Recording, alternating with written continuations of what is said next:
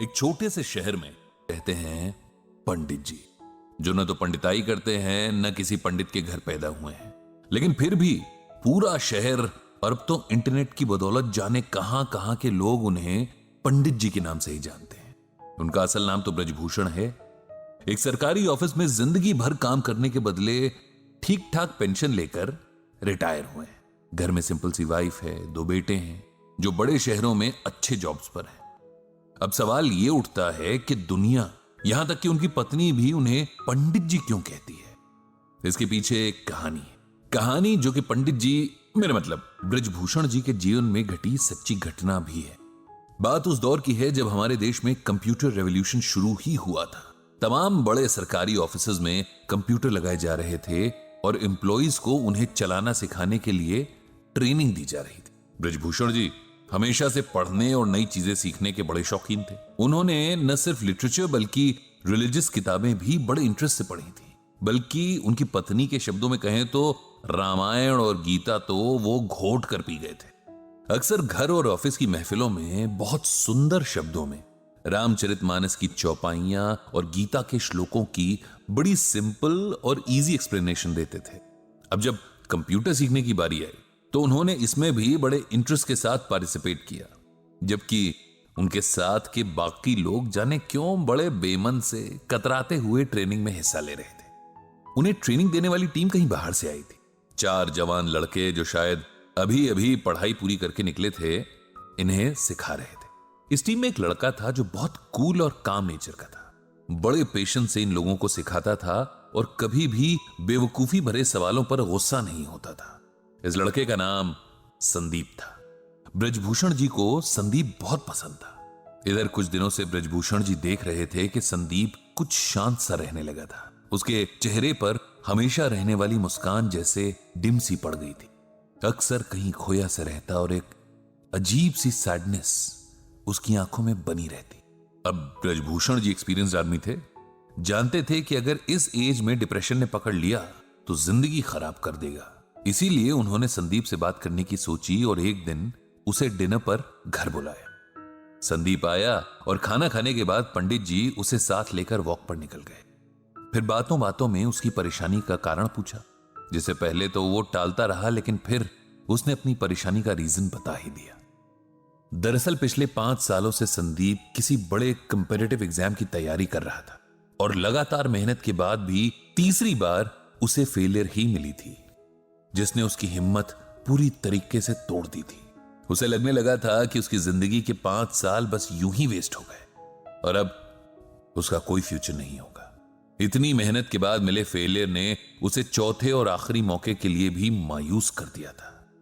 वो अब आगे एग्जाम्स की तैयारी नहीं करना चाह रहा था और कहीं ना कहीं अपनी फेलियर के लिए खुद को ही गिल्टी मान रहा था, यानी दोषी ठहरा रहा था कि शायद उसकी मेहनत में ही कहीं कमी रह गई थी। यह सब सुनकर ब्रजभूषण जी ने तुरंत संदीप को श्रीमद् भागवत गीता का यह श्लोक सुनाया। कर्मण्येवाधिकारस्ते मां फलेषु कदाचन मां कर्म फल हेतुर्भुर्मा ते संगोस्त्व कर्मणि।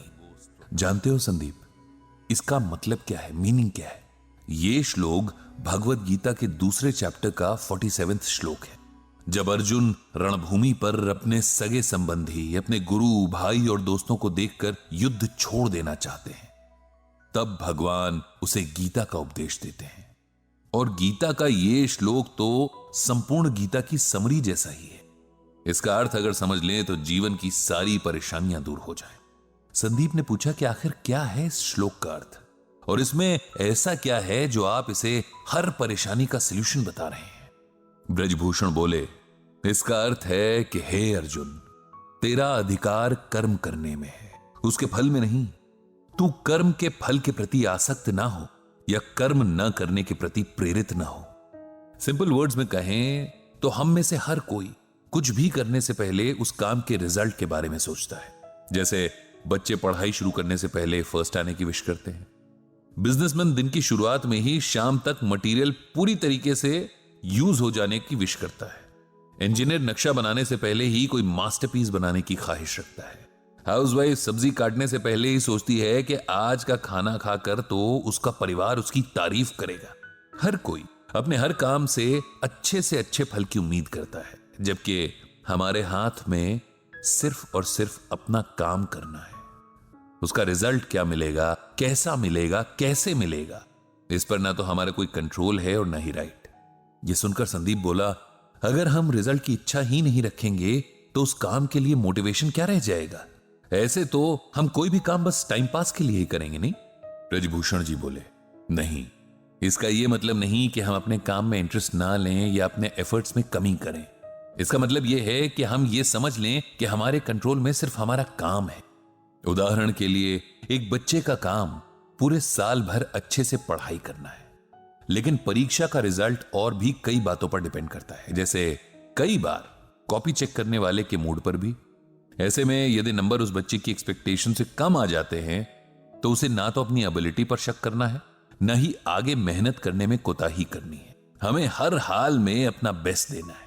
उसके बाद क्या होता है ये ईश्वर पर छोड़ देना है। किसान जब खेत में बीज बोता है, रात रात जागकर फसल को पानी देता है, तब वो अपना काम कर रहा है। लेकिन अगर सूखा पड़ जाए या उसकी फसल को कोई बीमारी लग जाए, तब किसान को अपने आप को इसकी वजह नहीं समझना चाहिए, क्योंकि यह बात उसके कंट्रोल में नहीं थी। जीवन में बहुत कुछ ऐसा है जिस पर हमारा कोई वश नहीं है, लेकिन खुद पर और अपने कर्म पर हमारा पूरा वश है। इसीलिए उसमें कमी नहीं रहनी चाहिए। जब हम इस बात को समझ लेंगे तो जीवन की छोटी बड़ी बातों में हौसला नहीं हारेंगे, खुद पर विश्वास रखेंगे और हमेशा अपना सर्वश्रेष्ठ देने के लिए तैयार रहेंगे। ब्रजभूषण जी की बातों ने संदीप पर जादू जैसा असर किया। उसने मन ही मन एक बार फिर पूरा जोर लगाकर परीक्षा की तैयारी करने का फैसला कर लिया था। कुछ दिन बाद जब ब्रजभूषण जी के ऑफिस में कंप्यूटर ट्रेनिंग पूरी हुई और सिखाने वाली टीम को विदा किया जा रहा था, तब संदीप ने सबको इकट्ठा किया और कहा, हम सबको हमेशा कुछ न कुछ सीखने के लिए तैयार रहना चाहिए। टीचर कहीं भी किसी भी रूप में मिल सकते हैं और हो सकता है कोई ऐसा टीचर मिल जाए जो लाइफ के लिए आपका एटीट्यूड ही बदल दे। मुझे भी यहां एक गुरु मिले जिन्हें जीवन का बहुत एक्सपीरियंस है और इस अनुभव को बांटना भी आता है। ये गुरु हैं ब्रजभूषण जी, जिन्हें मैं आज से पंडित जी कहकर पुकारूंगा, क्योंकि पंडित का अर्थ होता है ज्ञानी, ज्ञान देने वाला। साथ ही गुरु दक्षिणा में मैंने उनके लिए एक ब्लॉग तैयार किया है जिसका नाम रखा है गीता ज्ञान।